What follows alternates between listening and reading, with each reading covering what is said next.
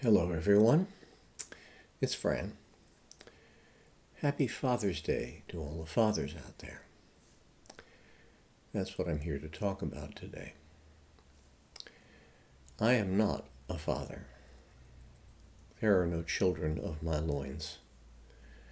And I have had only a very small amount of responsibility for children over the course of my life. But it was in that very small amount of interaction with minor children who, for one reason or another, were placed in my temporary care that I came to appreciate what a hard job it is to be a father. It's very easy for people who haven't done it, who've never attempted it, to know how hard fatherhood really is. And for that reason, among others, fathers are underappreciated in Western culture. This is one of the greatest tragedies, one of the greatest injustices that I can imagine. And it's one that is reflected in our social arrangements, in our economic practices, and in our legal system.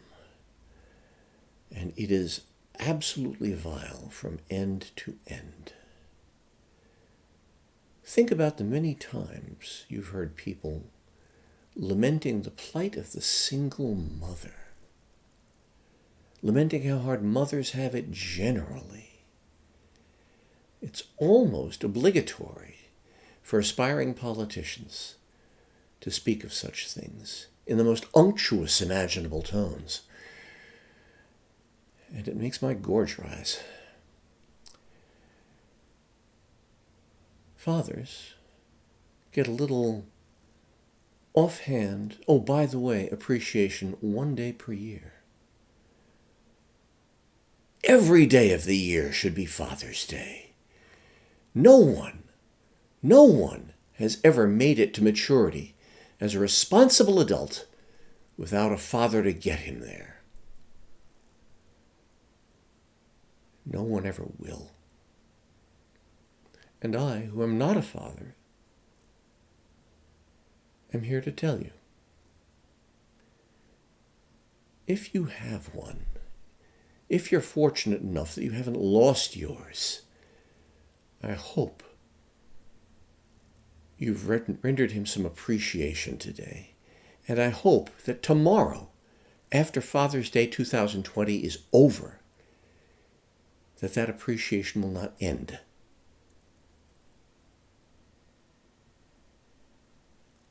Among the things that I revile about contemporary culture is its treatment of men, especially married men.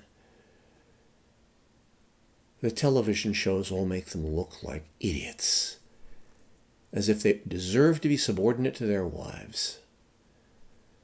And whenever men are given anything like credit for being autonomous individuals, they're characterized as predators.